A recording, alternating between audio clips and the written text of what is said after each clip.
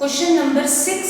इस क्वेश्चन में हम लेजर के साथ साथ जर्नल एंट्रीज भी देखेंगे। आज हम लेजर एंड जर्नल दोनों कंप्लीट करेंगे, बट एक क्वेश्चन हम ऐसा करेंगे जिसमें हमको सिर्फ जर्नल एंट्रीज ही रिकॉर्ड करनी है, लेजर हम रिकॉर्ड नहीं करेंगे। ये कंसेप्ट जर्नल का अच्छे से आपको समझने के लिए मैंने लेजर एंड जर्नल दोनों साइमल्टेनियसली आज हम करेंगे, बट आपको जब जर्नल पूछा है तब आपको लेजर करने की जरूरत नहीं है, और जब लेजर पूछा है तब आपको जर्नल करने की जरूरत नहीं है। बट कुछ कंसेप्ट्स को क्लियर करने के लिए हम दोनों आज साइमल्टेनियसली करेंगे। एक क्वेश्चन में हम सिर्फ जर्नल एंट्रीज भी देखने वाले हैं। तो करते हैं स्टार्ट। सबसे पहले हम क्या करते हैं, जितने भी क्वेश्चन में हमने अकाउंट ओपन किए हैं वो अकाउंट के बैलेंसेस उनके रिस्पेक्टिव अकाउंट में हम ट्रांसफर करते हैं। तो फर्स्ट स्टेप हम लेते हैं, कैपिटल ऑफ समीर एंड निशा हम ट्रांसफर करेंगे उनके रिस्पेक्टिव अकाउंट में। तो हम पार्टनर्स कैपिटल अकाउंट के क्रेडिट में लिखते हैं by balance brought down. Sameer first partner है तो फर्स्ट कॉलम में 1,50,000, निशा सेकंड पार्टनर है तो सेकंड कॉलम में 1,60,000, थर्ड कॉलम न्यू पार्टनर का है, अभी ये फिल नहीं होता, ये आफ्टर रिवैल्यूएशन होगा। ठीक, अब अगर मैं पार्टनर्स कैपिटल अकाउंट के क्रेडिट में लिखती हूँ बाय बैलेंस ब्रॉट डाउन, तो ब्रॉट डाउन की क्या कोई एंट्री पास होती है क्या, कैरिड डाउन की क्या कोई एंट्री पास होती है क्या? तो हम जब ब्रॉट डाउन और कैरिड डाउन लिखते हैं, इसका मीनिंग है कि हमने सिर्फ बैलेंसेस को कैरी फॉरवर्ड किया है। तो कोई भी ब्रॉट डाउन या कैरिड डाउन की कभी भी कोई जर्नल एंट्री पास नहीं होती। तो ब्रॉट डाउन या कैरिड डाउन हम जब भी लिखेंगे तो उसको मुझे जर्नल बुक में रिकॉर्ड करने की जरूरत नहीं है। तो इसीलिए ये ब्रॉट डाउन की हम कोई भी एंट्री जर्नल बुक में रिकॉर्ड नहीं करने वाले हैं। फिर हम क्या करेंगे, कैपिटल के बाद हम कैश का बैलेंस ट्रांसफर कर देते हैं। कैश असेट में है तो हम ट्रांसफर करेंगे on the debit side to balance brought down 75,000। Again brought down लिखा है यानी इसकी कोई भी जर्नल बुक में आपको एंट्री रिकॉर्ड करने की जरूरत नहीं है। उसके बाद अब हम एक्यूमुलेटेड प्रॉफिट्स और एक्यूमुलेटेड लॉसेस डिस्ट्रीब्यूट कर देते हैं। एक्यूमुलेटेड प्रॉफिट, एक्यूमुलेटेड लॉसेस हमें मिलते हैं जनरल रिजर्व, रिजर्व फंड या P&L अकाउंट के नाम से। तो क्या इनमें से कोई एंट्री दी हुई है क्या? तो सबसे पहले हम चेक करते हैं लायबिलिटी साइड। लायबिलिटी में आपको दिया हुआ है जनरल रिजर्व, तो इस रिजर्व को मुझे पार्टनर्स कैपिटल अकाउंट में डिस्ट्रीब्यूट करना है, ट्रांसफर करना है उनके प्रॉफिट शेयरिंग रेशियो में। तो देखते हैं जनरल रिजर्व अमाउंट दिया हुआ है 48,000। इस 48,000 को हम 3/4, profit sharing ratio is 3:1, 3/4 and 1/4 में डिवाइड करते हैं। तो 48,000 को हम 3:1 में डिवाइड करेंगे और उसको पार्टनर्स कैपिटल अकाउंट में ट्रांसफर करेंगे। लायबिलिटी में दिया है इसीलिए हम क्रेडिट में लिखते हैं बाय जनरल रिजर्व अकाउंट। अब टोटल 48,000 में समीर का शेयर कितना है, निशा का शेयर कितना है, ये हमें कैलकुलेट करना है। तो रेशियो में हमको डिवाइड करना पड़ेगा। तो 48,000 into 3/4 एंड 48,000 into 1/4, यानी सबसे पहले हम 4 से डिवीजन दे देंगे। तो 12,000 तो 36,000 एंड 12,000 शेयर आएगा। डन। तो ये 36 समीर का शेयर है तो समीर के कॉलम में, निशा शेयर इन निशास कॉलम। अब हमने पार्टनर्स कैपिटल अकाउंट के क्रेडिट में लिखा है बाय जनरल रिजर्व अकाउंट। इसका मतलब है कि इस जनरल रिजर्व की हमें जर्नल बुक में जर्नल एंट्री रिकॉर्ड करनी ही पड़ेगी। ब्रॉट डाउन, कैरिड डाउन के अलावा हम जितनी भी एंट्रीज लिखेंगे उन सबको मुझे जर्नल बुक में रिकॉर्ड करना है। तो मैंने लेजर को देखते हुए इसकी जर्नल एंट्री फॉर्म करना मुझे आना चाहिए। तो मेरे पास जर्नल एंट्री नहीं है, मैं लॉजिक भी नहीं सोच रही हूँ, मैं सिर्फ लेजर को देखते हुए जर्नल को फॉर्म कर सकती हूँ। पार्टनर्स कैपिटल अकाउंट की क्रेडिट में लिखा है क्रेडिट में लिखा है, इसका मतलब है कि आपको पार्टनर्स कैपिटल अकाउंट को जर्नल एंट्री में क्रेडिट ही करना पड़ेगा। क्रेडिट में मैंने लिखा है बाय जनरल रिजर्व, यानी क्रेडिट में हम डेबिट वाला नाम लिखते हैं, तो डेबिट कौन सा अकाउंट हुआ होगा, जनरल रिजर्व अकाउंट, यानी इस जनरल रिजर्व की एंट्री पास होगी general reserve account debit, general reserve account debit to Sameer's capital account to Nisha's capital account. Total 48,000 general reserve था, जिसमें से समीर शेयर के सामने समीर का शेयर, निशा के सामने निशा का शेयर है। बीइंग, नरेशन तो लिखना ही पड़ेगा, बीइंग जनरल रिजर्व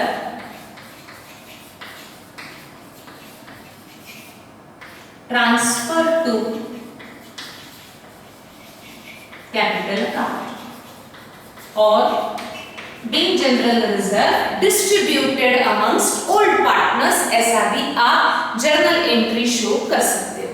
ठीक, अब इसका लॉजिक, अब ये जो रिजर्व था ये ओल्ड बैलेंस शीट में था, ये अनडिस्ट्रीब्यूटेड प्रॉफिट था, न्यू पार्टनर आने के पहले हम ये प्रॉफिट ओल्ड पार्टनर्स में डिस्ट्रीब्यूट कर देंगे, यानी ये अमाउंट मुझे ओल्ड पार्टनर्स को देना है। That means credit to whom money is payable, ये रिजर्व का अमाउंट समीर एंड निशा को पेएबल है, इसलिए Sameer and Nisha's capital account credit. Payable amount किस चीज का है, जनरल रिजर्व का है, इसलिए डेबिट किया जनरल रिजर्व अकाउंट, इसीलिए एंट्री पास हुई general reserve to old partners capital account. ये लॉजिक नहीं भी समझता है तो लेजर हमको आता है, तो लेजर को याद करते हुए हम एंट्री को फॉर्म कर सकते हैं। रिजर्व हमने कैपिटल अकाउंट के क्रेडिट में लिखा है, यानी कैपिटल अकाउंट्स को आपको क्रेडिट ही करना है, और डेबिट हमने किसको किया, जनरल रिजर्व, क्योंकि क्रेडिट में हमने क्या लिखा है, जनरल रिजर्व अकाउंट। ठीक, आगे बढ़ते हैं। इस तरह की P&L, एक्यूमुलेटेड लॉस देख लेते हैं। असेट में कोई P&L या लास्ट क्वेश्चन में हमने एडवर्टाइजमेंट सस्पेंस देखा था, ऐसा कोई है क्या जो आपको डिस्ट्रीब्यूट करना है अमंगस्ट ओल्ड पार्टनर्स, तो मैंने देखा ऐसे कोई भी असेट में दी हुई नहीं है। तो हम आगे बढ़ते हैं। अब हमें रिकॉर्ड करना है revaluation of assets and liabilities. Revaluation of assets and liabilities के लिए हमें पढ़ना है adjustment.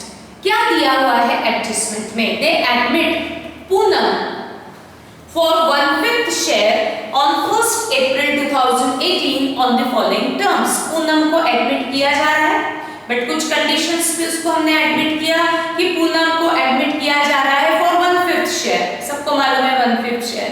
Poonam introduce 1,20,000 as a capital, उसको कैपिटल करके 1,20,000 फर्म को देना है। Poonam would pay cash for goodwill which would be based on 4 years purchase of past profits of last 5 years। यानी गुडविल को आपको कैलकुलेट करना पड़ेगा। इस क्वेश्चन में हमने बहुत दिन पहले ये गुडविल को हमने वैल्यू किया हुआ था, कैसे कैलकुलेट करना है आज हम वापस पढ़ेंगे। देन असेट्स वर रिवैल्यूड एज अंडर, कौन सी असेट में चेंज होने वाला है वो रिवैल्यूएशन आपको क्वेश्चन में दिया हुआ है। सबसे पहला फिक्चर्स एट 45,000, यानी फिक्चर्स फर्नीचर आपकी वैल्यू, फर्नीचर की वैल्यू 45,000 पे at the time of admission आ चुकी है। तो मैं इस 45,000 को कंपेयर करती हूँ with old value of fixtures. तो मुझे ओल्ड बैलेंस शीट देखना है। ओल्ड बैलेंस शीट में फिक्चर्स दिए हुए हैं 60,000, 60 का फिक्चर्स अब हो रहा है 45,000, यानी फिक्चर्स नाम की असेट पे रिडक्शन है। कितना रिडक्शन है तो वो मुझे कैलकुलेट करना पड़ेगा। दैट मींस इन दोनों का डिफरेंस, कितना डिफरेंस है, 15,000 से फिक्चर्स की वैल्यू कम हुई है। फिक्चर्स की वैल्यू कम हुई, असेट की वैल्यू कम हुई, तो वो लॉस हम कहां शो करते हैं, रिवैल्यूएशन अकाउंट में शो करते हैं ना। तो आ जाओ रिवैल्यूएशन अकाउंट के डेबिट साइड में, to fixtures account 15,000, 15,000 value fixtures की लॉस हुआ तो हमने वो लॉस रिवैल्यूएशन अकाउंट में रिकॉर्ड कर दिया to fixtures account. Revised figure of fixtures हम पोस्ट करेंगे बैलेंस शीट में। आ जाता है बैलेंस शीट, वो असेट है तो मुझे उसको असेट में शो करना है। फिक्चर्स ओल्ड वैल्यू 60,000 लेस, या आप रिडक्शन लिख सकते हो, डिक्रीज लिख सकते हो, लेस डेप्रिसिएशन लिख सकते हो। Decrease by 15,000 that means value of fixtures, current value of fixtures है 45,000। अब इसको मुझे जर्नल में भी रिकॉर्ड करना पड़ेगा। मैं अकाउंट में लिख रही हूँ यानी मुझे जर्नल एंट्री रिकॉर्ड करना ही है। अब अच्छे से समझना है, रिवैल्यूएशन अकाउंट के डेबिट में मैंने लिखा है टू फिक्चर्स। इस लेजर को देखते हुए मुझे जर्नल एंट्री को फॉर्म करना है। रिवैल्यूएशन अकाउंट के डेबिट में लिखा है, इसका मतलब है कि आपको जर्नल एंट्री में रिवैल्यूएशन अकाउंट को डेबिट ही करना पड़ेगा। तो रिवैल्यूएशन अकाउंट हमने डेबिट किया। डेबिट में मैंने लिखा है टू फिक्चर्स, तो क्रेडिट मुझे करना पड़ेगा टू फिक्चर्स अकाउंट। और प्रीफिक्स हमेशा क्रेडिट के सामने लिखा जाता है ना, टू फिक्चर्स लिखा है, टू फिक्चर्स अकाउंट मुझे क्रेडिट ही करना है। तो डेबिट किसको करो, किसके अकाउंट में लिखा है, रिवैल्यूएशन अकाउंट में, इसलिए टू फिक्चर्स अकाउंट 15,000।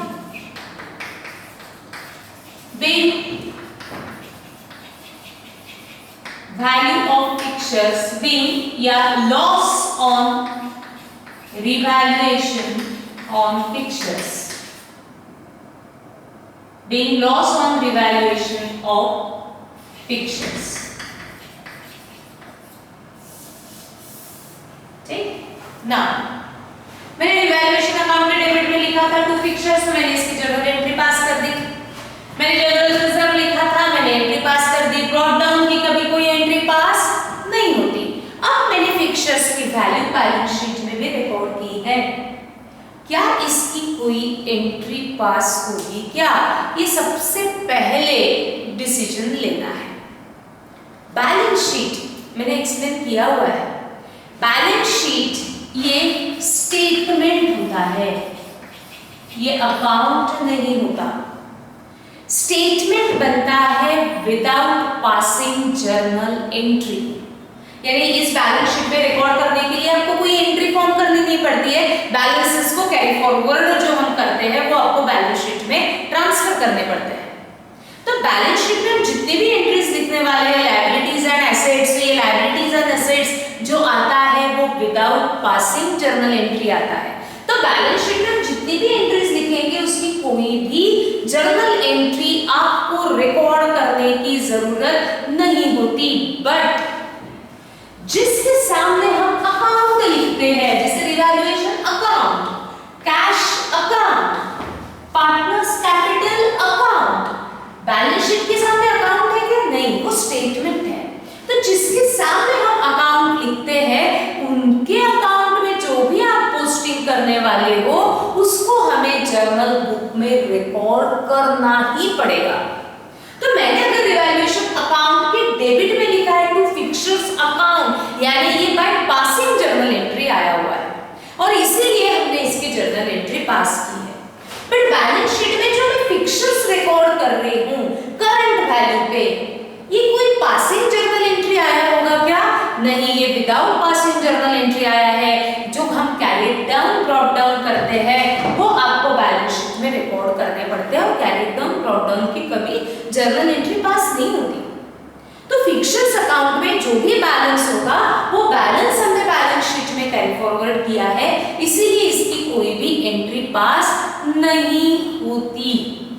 तो बैलेंस शीट ये स्टेटमेंट है और स्टेटमेंट ये बनता है विदाउट पासिंग जर्नल एंट्री। तो इसमें आप जो भी रिकॉर्डिंग करने वाले हो उसको आपको जर्नल बुक में रिकॉर्ड करने की जरूरत नहीं है।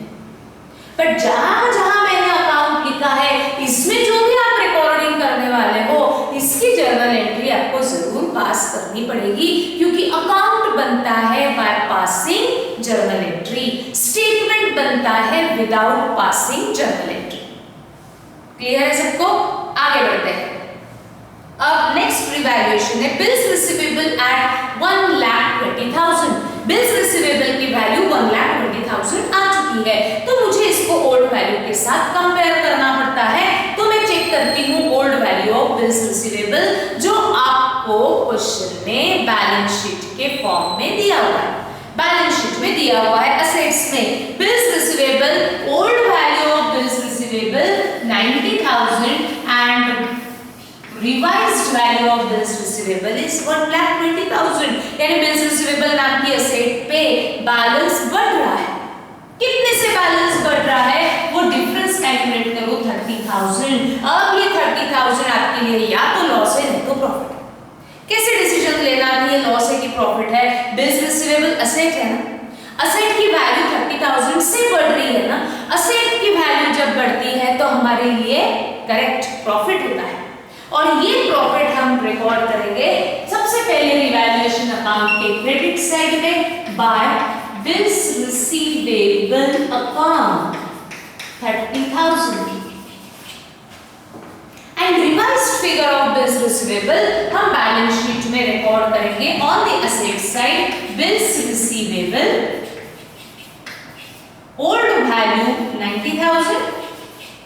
तो मैंने ओल्ड वैल्यू लिखा, इसमें increase by 30,000, that means 1,20,000 is revised figure of bills receivable। Now अब मैंने इसको लेजर में रिकॉर्ड किया, अकाउंट में रिकॉर्ड किया, तो मुझे इसको जर्नल बुक में भी रिकॉर्ड करना पड़ेगा। आ जाओ पहले रिवैल्यूएशन अकाउंट में। रिवैल्यूएशन अकाउंट के क्रेडिट में लिखा है बाय बिल्स रिसीवेबल। इसका मतलब है कि रिवैल्यूएशन अकाउंट को जर्नल एंट्री में आपको क्रेडिट ही करना पड़ेगा, क्योंकि वो क्रेडिट के साइड में लिखा हुआ है। तो हम थर्ड एंट्री में पहले रिवैल्यूएशन अकाउंट को क्रेडिट कर देंगे टू रिवैल्यूएशन अकाउंट 30,000। क्रेडिट में क्या लिखा है? बाय बिल्स रिसीवेबल, और जो बाय होता है वो हमेशा डेबिट होता है। आप ऐसा भी याद रख सकते हो। यानी मैं यहाँ लिखती हूँ बाय बिल्स रिसीवेबल, यानी जर्नल एंट्री में बिल्स रिसीवेबल डेबिट हुआ है, बिल्स रिसीवेबल, बट हम जर्नल में बाय लिखते हैं। Bills receivable account debit to revaluation account credit being profit on revaluation।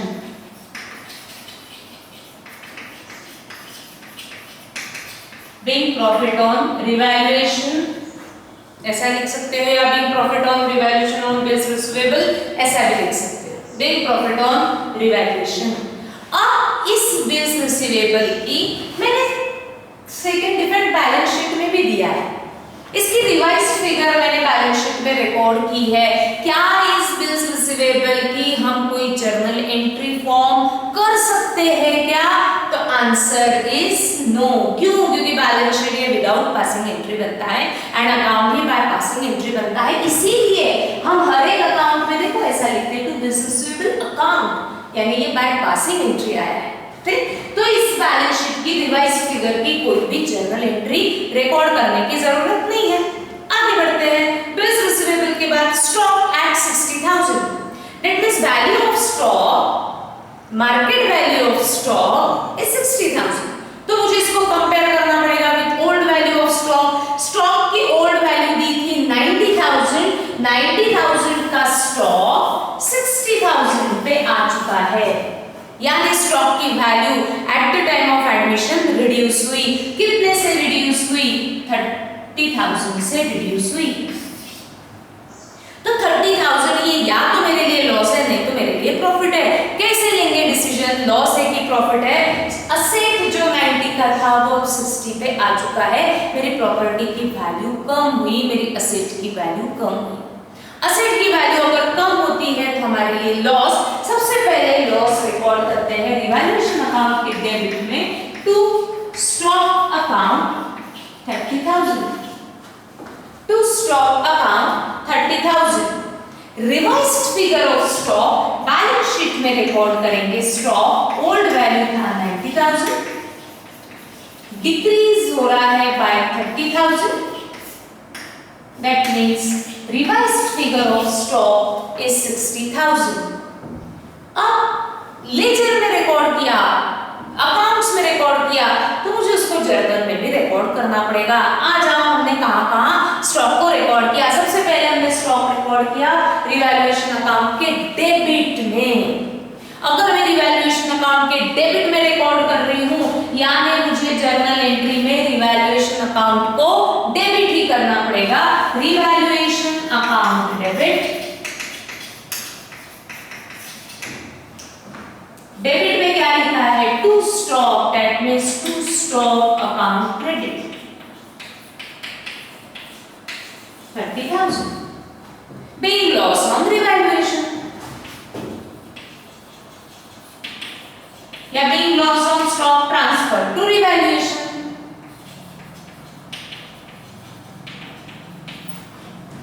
Stock की रिवाइज्ड फिगर हमने बैलेंस शीट में भी लिखी है, बट क्या इसकी कोई एंट्री पास होगी क्या?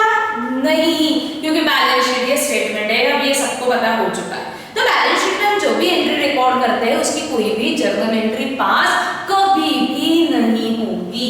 अकाउंट में जब हम लिखेंगे तब इसकी जर्नल एंट्री हमें जरूर पास करनी है। ठीक, आगे बढ़ते हैं। स्टॉक के बाद debtors at book value less a provision of 20%, that means debtors revised balance sheet में कैसे दिखेंगे? Book value less provision of 20%। Provision on debtors means reserve for doubtful debts means RDD. कितना करना है आरडीडी? 20%। किसका calculate करेंगे 20%? Debtors का, क्योंकि डेटर्स के ऊपर है। कौन से डेटर्स? इनर कॉलम की outer column? Book value that means inner column. Original debtors पे आरडीडी क्रिएट करो। कितने हैं ओरिजिनल डेटर्स? 1,50,000। 1,50,000 का अगर मैं 20% कैलकुलेट करती हूँ तो वो आता है 30,000, that means it is your new RDD. New balance sheet में आपको डेटर्स रिकॉर्ड करने हैं less RDD 20%, that means your new RDD in revised balance sheet would be 20% on debtors, that means 30,000। ये न्यू आरडीडी है।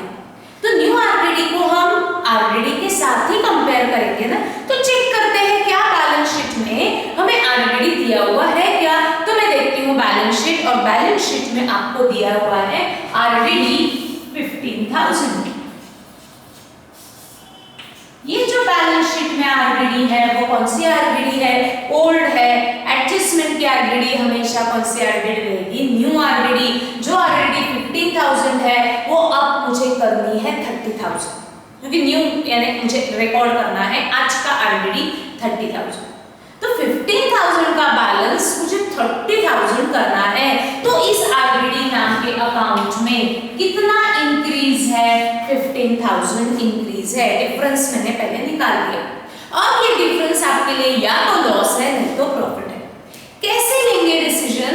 RDD basically it is your loss, expected loss. जो loss मैंने पहले 15,000 माना था अब 30,000 होने वाला है, यानी लॉस बढ़ रहा है ना। लॉस अगर बढ़ता है तो ये डिफरेंस जो लॉस है उसको हम रिवैल्यूएशन अकाउंट में रिकॉर्ड कर देंगे टू आरडीडी अकाउंट 15,000। 15,000 से लॉस बढ़ रहा है। जो लॉस 15,000 था वो अब 30,000 होने वाला है, यानी लॉस 15,000 से बढ़ेगा। ऑलरेडी हमने 15,000 तो रिकॉर्ड किया ही है, उसको मुझे 30 करना है, यानी मुझे और लॉस 15,000 से बढ़ाना है। तो मेरा लॉस है तो वो मैंने आरडीडी रिवैल्यूएशन अकाउंट के डेबिट में रिकॉर्ड कर दिया। रिवाइज्ड डेटर्स हम शो करेंगे बैलेंस शीट में। Debtors, original value of debtors 1,50,000। New balance sheet में हम कौन से आरडीडी माइनस करूं? ओल्ड की न्यू? न्यू ही माइनस करेंगे तो less new RDD 30,000, that means revised figure of debtors आएगा 1,20,000 आउटर कॉलम। डेटर्स पे मैंने रिकॉर्ड कर दिया, अब मुझे उसको जर्नल बुक में रिकॉर्ड करना है। मैं लेजर को देखते हुए जर्नल बना रही हूँ आज के क्वेश्चन में सिर्फ, कल हम सिर्फ जर्नल देखेंगे। अब रिवैल्यूएशन अकाउंट के डेबिट में हमने लिखा है टू आरडीडी, रिवैल्यूएशन के डेबिट में लिखा है, यानी मुझे रिवैल्यूएशन अकाउंट को जर्नल एंट्री में डेबिट ही करना पड़ेगा बाय 15,000। 15,000 रिकॉर्ड किया। डेबिट में क्या लिखा, टू आरडीडी, तो इसका मतलब है कि मुझे आरडीडी को क्रेडिट करना पड़ेगा बाय 15,000। ठीक, narration being loss on RDD transfer to, ऐसा भी लिख सकते हैं हर सभी ना, ट्रांसफर टू रिवैल्यूएशन या being loss on revaluation on RDD, ऐसा भी लिख सकते हैं। being loss on RDD transfer to revaluation, अगर इतना सब कुछ नहीं लिखना है तो being loss on revaluation ऐसा भी लिख सकते हैं। ठीक, आगे थर्ड पॉइंट पूरा कंप्लीट हो चुका है। Fourth, bills payable of rupees 15,000 have been omitted from the books। इसका क्या मतलब है, bills payable of 15,000 यानी 15,000 के bills payable have been omitted from the books, इसकी एंट्री बुक्स ऑफ अकाउंट में किया ही नहीं था। omitted यानी वो हमने omit कर दिए थे। ये पता चल रहा है कि bills payable में एक 15,000 का bills payable हमने रिकॉर्ड ही नहीं किया, तो मुझे उसको रिकॉर्ड करना पड़ेगा। तो मुझे 15,000 से बिल्स पेबल का बैलेंस बढ़ाना पड़ेगा, क्योंकि जो बिल्स पेबल मैंने रिकॉर्ड नहीं किया उसमें मुझे रिकॉर्ड करना पड़ेगा, यानी बिल्स पेबल को मुझे बढ़ाना पड़ेगा। तो देखो बिल्स पेबल ओल्ड वैल्यू कितनी है, कुछ दिया ही नहीं, यानी ये पूरा का पूरा आपने स्किप कर दिया है। तो पहले वैल्यू थी उसकी 0, यानी ओल्ड बैलेंस शीट में बिल्स पेबल कितना है, 0, रिकॉर्ड नहीं हुआ था। अब मुझे रिकॉर्ड करना पड़ेगा, यानी मुझे लायबिलिटी को बढ़ाना पड़ेगा, कितने से, 15,000 से, यानी जो लायबिलिटी मेरी 0 थी अब कितनी होने वाली है, 15,000, यानी इसमें कितना इंक्रीज है, दोनों का डिफरेंस, दैट इज 15,000 से मेरी लायबिलिटी बढ़ रही है। मेरी लायबिलिटी अगर बढ़ती है तो मेरे लिए क्या है, लॉस है, तो वो लॉस पहले हम रिकॉर्ड करेंगे रिवैल्यूएशन अकाउंट के डेबिट में टू बिल्स पेबल। जो बिल्स पेबल हमने रिकॉर्ड नहीं किया उसको मुझे रिकॉर्ड करना पड़ेगा। तो बिल्स पेबल मेरे लिए लायबिलिटी है, जो लायबिलिटी हमने रिकॉर्ड नहीं की उसको मुझे रिकॉर्ड करना पड़ेगा, यानी लायबिलिटी को बढ़ाना पड़ेगा। लायबिलिटी इंक्रीज हो रही है, that means it is our loss, वो लॉस सबसे पहले हमने रिवैल्यूएशन के डेबिट में रिकॉर्ड कर दिया। अब ये लायबिलिटी है ना, तो उसको लायबिलिटी में रिकॉर्ड करो। क्या बिल्स पेबल दिया हुआ था, क्या कुछ भी नहीं दिया था, तो हम डायरेक्टली लिखेंगे बिल्स पेबल। अगर बैलेंस होता तो हमने उसमें ऐड करके शो किया। ठीक, आगे profits for the last year, ये गुडविल के लिए दिया है। जब गुडविल हम कैलकुलेट करेंगे तब इसको देखा जाएगा। अब आ जाओ बैलेंस शीट। ऐसी कोई असेट्स लायबिलिटीज है क्या जिस पे रिवैल्यूएशन नहीं था, उसको मुझे पहले as it is carry forward करना पड़ेगा। तो देखते हैं बैलेंस शीट की liability. Capitals of Sameer Nisha transfer हो चुका है, जनरल रिजर्व डिस्ट्रीब्यूट हो चुका है, क्रेडिटर्स कोई रिवैल्यूएशन नहीं था, तो हम इसको एज इट इज रिकॉर्ड करेंगे लायबिलिटी में। क्रेडिटर्स 90,000। अब मैंने इसको लायबिलिटी में लिखा, क्या हम इसकी जर्नल बुक में जर्नल एंट्री पास कर सकते हैं क्या? मन में आंसर बोलना है यस नो। पास करेंगे कि नहीं करेंगे? नहीं करेंगे। क्यों नहीं करेंगे? क्योंकि बैलेंस शीट की एंट्रीज की कभी कोई जर्नल एंट्री पास नहीं होती, छोड़ देते हैं। यानी इसको जर्नल बुक में रिकॉर्ड करने की जरूरत नहीं है। आ जाओ एसेट पे। स्टॉक रिवैल्यू हो चुका है, यस स्टॉक रिवैल्यू हो चुका है, फिक्चर्स रिवैल्यू हो चुके हैं, डेटर्स रिवैल्यू हो चुके हैं, बिल्स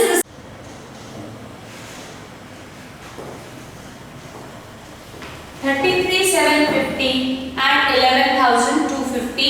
फर्स्ट शेयर समीर का रहेगा तो 33,750 एंड सेकंड शेयर निशा का रहेगा 11,250। टोटल 45,000 लॉस को हमने दोनों में डिवाइड किया।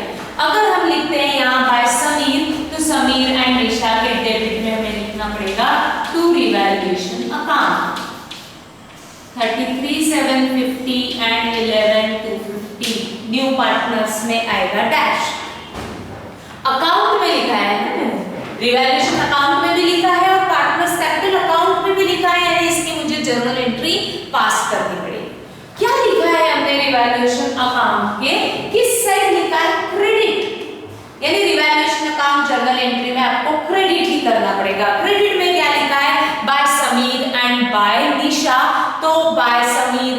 निशा, जो बाय लिखा है वो डेबिट होता है, तो क्या एंट्री पास होगी? Sameer capital account debit, Nisha capital account debit to revaluation account credit. Sameer के सामने समीर का शेयर, निशा के सामने निशा का शेयर, दोनों का टोटल रिवैल्यूएशन अकाउंट के सामने। देखो हमने रिवैल्यूएशन के क्रेडिट में लिखा है एंड समीर निशा के डेबिट में लिखा है, दोनों को मिला के सेम एंट्री पास की है Sameer Nisha to revaluation, narration being loss on revaluation account transfer to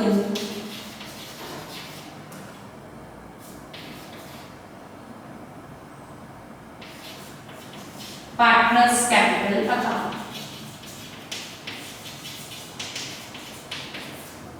Being loss on revaluation account transferred to partners capital account। अब आएगा फर्म में नया पार्टनर। नए पार्टनर से सबसे पहले हम दो टाइप का पैसा लेंगे। सबसे पहले हम लेंगे कैपिटल। हम क्या करते थे वर्किंग मोड में जर्नल एंट्री पास करते थे, पर यहाँ पे जर्नल एंट्री रिकॉर्ड कर रही हूँ ना, तो वर्किंग नोट में आपको वो एंट्री शो करने की जरूरत नहीं है। हम डायरेक्टली जर्नल एंट्री कहाँ शो करेंगे? जर्नल बुक में। तो रिकॉर्ड करते हैं 7th एंट्री, हमारी आएगी आफ्टर क्लोजिंग रिवैल्यूएशन अकाउंट, नया पार्टनर फॉर्म में आएगा। नए पार्टनर से सबसे पहले हम कौन सा अमाउंट लेंगे? कैपिटल का। कितना कैपिटल? पूनम ने इंट्रोड्यूस किया 1,20,000। पूनम ने फर्म को 1,20,000 रुपीस दिए। That means for firm cash is coming in. तो क्या एंट्री पास होगी? Cash account debit, cash account debit, who is given? Poonam is given to Poonam's capital account credit 1,20,000 being capital introduced या being capital contributed और being capital invested. मुझे working note में journal show करने की जरूरत नहीं, क्योंकि मैं यहाँ जर्नल एंट्री ही पास कर रही हूँ, तो मैंने डायरेक्ट जर्नल में उसकी एंट्री पास कर दी, कैश टू पूनम्स कैपिटल। अब इसको मुझे लेजर में ट्रांसफर करना है, कैश के डेबिट में to Poonam's capital 1,20,000, Poonam capital के क्रेडिट में बाय कैश 1,20,000। ना कैपिटल तो उसने दे दिया, अब वो क्या देगी? एक्स्ट्रा अमाउंट, जिसे हम क्या कहते हैं? गुडविल। क्या गुडविल का अमाउंट क्वेश्चन में दिया हुआ है क्या? नहीं, आपको उसको कैलकुलेट करना है, ऐसा पॉइंट नंबर 2 कहता है। देखते हैं क्या कह रहा है पॉइंट नंबर 2। पूनम वुड पे cash for goodwill which would be based on. ये गुडविल कैसा बेस है? 4 years purchase of, underline 4 years purchase of past profits of last 5 years। मैंने आपको ये एक्सप्लेन किया है, goodwill, image, reputation of the business in monetary terms हम value कर सकते हैं, कैलकुलेट कर सकते हैं। इस इमेज को, इस रेपुटेशन को कैलकुलेट करने के लिए बिजनेस के पास्ट ईयर्स के प्रॉफिट स्टडी किए जाते हैं। देखो याद आ रहा है, वो प्रॉफिट को स्टडी करके उसके ऊपर मेथड अप्लाई करनी पड़ती है। गुडविल वैल्यूएशन की बहुत सारी मेथड्स होती है, average profit, super profit, weighted average profit, weighted super profit, annuity method. कोई भी एक मेथड अप्लाई करके गुडविल को कैलकुलेट किया जाता है, वैल्यू किया जाता है। फिर आता है उसमें total goodwill of the firm. फिर नए पार्टनर को कहेंगे कि इस total of the goodwill firm में आपको आपका शेयर कैश में लाना पड़ेगा। तो अब मुझे इस गुडविल को इस क्वेश्चन में इसी मेथड से कैलकुलेट करना पड़ेगा और फिर पूनम को बताना पड़ेगा कि इस गुडविल में आप अपना शेयर लेकर के आओ। तो मुझे गुडविल को सबसे पहले क्या करना है, वैल्यू करना है। तो हम क्या करेंगे, जर्नल एंट्री के लिए सफिशिएंट स्पेस ब्लैंक रखो और 3 to 4 एंट्रीज के लिए एंड देन लिखो वर्किंग नोट। इसमें हम क्या करेंगे, गुडविल को वैल्यू करेंगे। तो first point, valuation of goodwill. Goodwill को वैल्यू करने के लिए हम बिजनेस के प्रॉफिट स्टडी करेंगे और उन्होंने कहा कितने इयर्स के प्रॉफिट स्टडी करो, लास्ट 5 इयर्स। 5 इयर्स के प्रॉफिट स्टडी करो, तो मुझे 5 इयर्स के प्रॉफिट चाहिए ना इस बिजनेस के, तो इसीलिए आपको पॉइंट नंबर 4 में के नीचे दिया है profits for the last 5 years were as under. आपको नहीं पता ना ये बिजनेस ने लास्ट 5 इयर्स में कितने प्रॉफिट्स अर्न किए, तो आपको उन्होंने दे दिया। First, second, third, fourth, fifth year के प्रॉफिट्स दिए हैं। तो सबसे पहले हम इसके ऊपर मेथड अप्लाई कर रहे हैं एवरेज प्रॉफिट का। तो लिखते हैं एवरेज प्रॉफिट। कौन सी मेथड से यूज करना है हमको नहीं दिया, तो हम कौन सी मेथड अप्लाई करेंगे, एवरेज प्रॉफिट। कैसे निकाला जाता है एवरेज, सबको मालूम है, जितने भी ईयर्स के प्रॉफिट्स दिए हैं वो ऐड करो, total profit upon number of years. तो 5 इयर्स के प्रॉफिट्स मुझे चाहिए और 5 इयर्स के प्रॉफिट दिए हैं 60, 45, 75। पहले साल 60,000, सेकेंड ईयर में 45,000, थर्ड ईयर में 75,000 का प्रॉफिट हुआ, फोर्थ ईयर में 30,000, 45,000। ऐसे 5 इयर्स के टोटल प्रॉफिट्स आपको क्वेश्चन में दिए हैं। तो मैं इनका एवरेज लेती हूँ। 5 इयर्स के प्रॉफिट है तो हमने डिवाइड किया 5 से। तो हम क्या करेंगे, पहले न्यूमरेटर का टोटल लेंगे।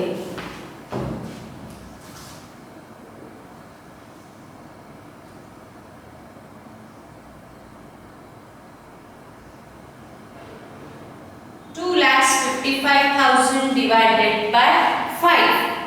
तो 2,55,000 को हम डिवाइड करेंगे 5 से, तो आता है 51,000 इज योर एवरेज प्रॉफिट। इसका मीनिंग मैंने एक्सप्लेन किया हुआ है। ऑन एन एवरेज ये फर्म 51,000 का प्रॉफिट एक साल अर्न करती है, एवरी ईयर अर्न करती है 51। ये एवरेज प्रॉफिट है। बट गुडविल कितना, कोई कंडीशन दी है क्या कि एवरेज प्रॉफिट इतना ही गुडविल लो या इसको बढ़ा के लो? आपको पॉइंट नंबर 2 में दिया हुआ है एवरेज प्रॉफिट। पूनम वुड पे कैश फॉर गुडविल, उसको कैश में गुडविल लाना है। वुड बी बेस्ड ऑन, ये गुडविल कैसा बेस्ड है, 4 years purchase of average profit. Goodwill कितना है, जितना एवरेज प्रॉफिट है उतना नहीं है, 4 इयर्स ऑफ एवरेज प्रॉफिट।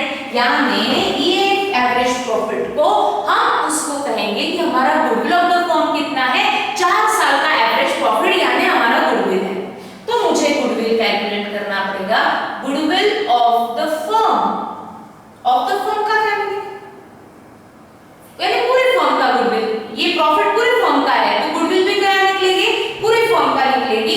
कितना गुडविल है, ये एवरेज प्रॉफिट के 4 इयर्स परचेज यानी 4 साल का एवरेज प्रॉफिट यानी हमारे फर्म का गुडविल है। ऐसा हमने पूनम को बताया। तो एवरेज प्रॉफिट हमारा आया 51,000। ऑन एन एवरेज हम 51,000 का प्रॉफिट अर्न करते हैं। 4 इयर्स का परचेज यानी हमारी फर्म का गुडविल है 2,04,000। ऐसा हम पूनम को बताएंगे। पर पूनम पूरी फर्म का गुडविल नहीं लाएगी ना। पूनम क्या करेगी, ठीक है आपके फर्म का गुडविल 2,04,000 है, बट हाँ मैं गुडविल उतना ही लाऊंगी जितना मेरा शेयर रहेगा। तो हम इसमें कैलकुलेट करेंगे Poonam's share is equal to 2,04,000 में पूनम का कितना शेयर है, आपको फर्स्ट पॉइंट में दिया है 1/5 शेयर। अगर मैं कैलकुलेट करती हूँ तो वो आता है 40,800। तो पूनम 40,800 ये शेयर फर्म को देगी कैश में। तो for firm again cash is coming in, तो हम एंट्री पास करेंगे कैश अकाउंट डेबिट 40,800 कैश मिल रही है, बट किसके अगेंस्ट मिल रही है? कैपिटल की गुडविल। गुडविल तो to goodwill account credit 40,800 being goodwill amount received। मिला हुआ गुडविल फर्म अपने पास नहीं रखती। फर्म क्या करती है? इमीडिएट दोनों पार्टनर्स में डिस्ट्रीब्यूट करके रख देती है।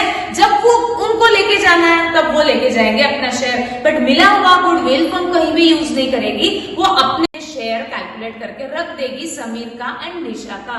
तो इस 40,800 में समीर का शेयर कितना और निशा का शेयर कितना, ये डिस्ट्रीब्यूशन की एंट्री हम रिकॉर्ड करते हैं। सबको आती है गुडविल टू समीर्स कैपिटल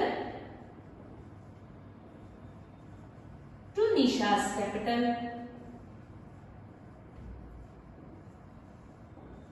अब टोटल 40,800 को मुझे समीर एंड निशा में डिवाइड करना पड़ेगा। ये मुझे लगेगा न्यू रेशो।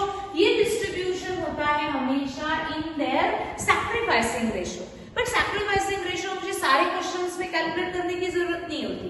हम उसी क्वेश्चन में कैलकुलेट करते हैं जिस क्वेश्चन में न्यू रेशो दिया हुआ है। न्यू रेशो नहीं है तो हम ओल्ड रेशो को ही सैक्रिफाइसिंग रेशो अज्यूम करते हैं। तो 40,800 को 3:1 में डिवाइड करो, तो 40,800 इंटू 3/4, 40,800 इंटू 1/4 कैलकुलेट करेंगे सभी शेयर। डेबिट में टू गुडविल 40,800 गुडविल अकाउंट हमने ओपन नहीं किया।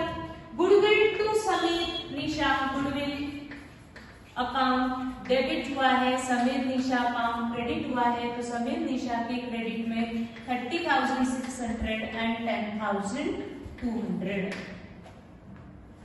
अकाउंट में लिखा है। बाय पासिंग जर्नल एंट्री आया हुआ है। ठीक, हमने कैपिटल ऑनवर्ड्स क्या किया? पहले जर्नल एंट्री रिकॉर्ड की, फिर लेजर में पोस्ट की, क्योंकि हम हमेशा जर्नल के थ्रू ही इसको रिकॉर्ड करते हैं। नाउ अब सिंपल है, कैपिटल एडजस्टमेंट तो इस क्वेश्चन में है ही नहीं, तो कैपिटल एडजस्टमेंट नहीं है तो हमको उसको रिकॉर्ड करने की जरूरत भी नहीं है। अब हम क्या करेंगे? सारे पार्टनर्स कैपिटल अकाउंट क्लोज करो, बैलेंसेस को बैलेंस शीट में लेकर के जाओ, कैश का बैलेंस लेकर के जाओ, बैलेंस शीट टैली होगी। अब मुझे बताओ इन बैलेंस के आगे जो भी बैलेंस आएगा हम क्या लिखते हैं? Carry down. कैश के बैलेंस के सामने भी हम क्या लिखते हैं? Carried down. क्या ये कैरेट डाउन की कोई जर्नल बुक में हम एंट्री पास कर सकते हैं क्या? नहीं। बैलेंसेस हमने बैलेंस शीट में कैरी फॉरवर्ड किए, to balance carried down. Sameer's capital balances 182,850, Nisha's capital balances 172,950 and Poonam's capital is 1,22,000। ये हमने लायबिलिटी में ट्रांसफर किया। क्रेडिट बैलेंसेस थे, क्रेडिट की टोटल ज्यादा थी। कैश बैलेंस हमने असेट में ट्रांसफर किया एज कैश अकाउंट टू उस डेबिट बैलेंस, तो हम उसको असेट में ट्रांसफर करेंगे। ठीक, अब इस क्वेश्चन में हमने लेजर के साथ साथ जर्नल देखा। जर्नल एंट्री के लिए आपको सिर्फ इतना याद रखना है कि जो अकाउंट में हम पोस्ट करते हैं उसकी जर्नल एंट्री हमको पास करनी है। जो बैलेंस शीट में हम रिकॉर्ड करते हैं उसकी कोई भी जर्नल एंट्री कभी भी पास नहीं होती। ठीक, और कैरेट डाउन, ड्रॉप डाउन, ये ओपनिंग बैलेंस, क्लोजिंग बैलेंस की भी एंट्री हम रिकॉर्ड नहीं करते। इस क्वेश्चन में गुडविल दिया नहीं था, हमको वैल्यू करना पड़ा with the help of past 5 years profit. जो 5 ईयर का प्रॉफिट था उसके ऊपर हमने मेथड अप्लाई की एवरेज प्रॉफिट, कोई मेथड नहीं दी थी तो हमने एवरेज प्रॉफिट मेथड अप्लाई की।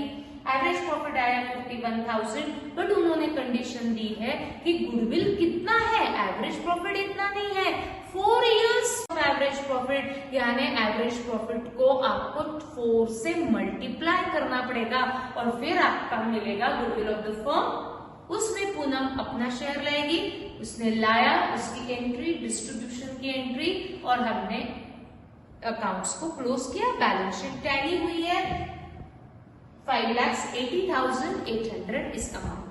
ठीक, जर्नल का हम और 1-2 क्वेश्चंस प्रैक्टिस करेंगे और फिर हमारा टॉपिक एंड के तरफ जा रहा है, बट एंड नहीं हुआ है, इसको टाइम है।